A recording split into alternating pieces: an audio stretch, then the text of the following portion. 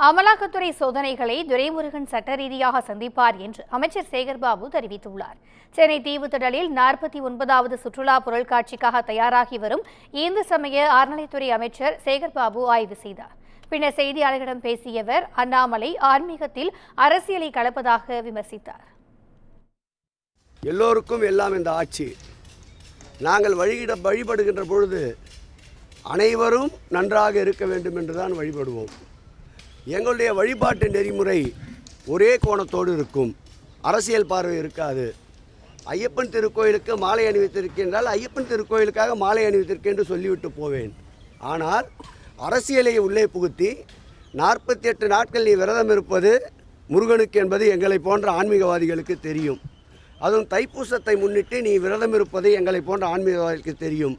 அதுவும் இல்லாமல் காலிலே செருப்பணியாமல் நிறைய பேர் அந்த பாத யாத்திரைக்கு நடந்து செல்வதற்காக முன்கூட்டியே காலில் செருப்பணியாமல் விரதம் இருப்பதும் எங்களுக்கு தெரியும்.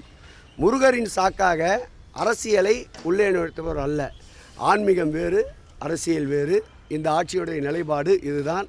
எல்லோருக்கும் எல்லாம் எங்கள் உயிரினும் மேலான முதல்வர் அவருடைய வழி.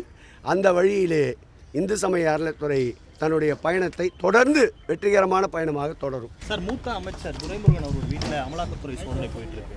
இப்படிப்பட்ட சோதனை எல்லாம் இந்த ஆட்சி, இந்த கட்சி கடந்து வந்தது தான். இதையும் சட்ட ரீதியாக அவர் இயக்கத்துடைய மூத்தவர் நிச்சயமாக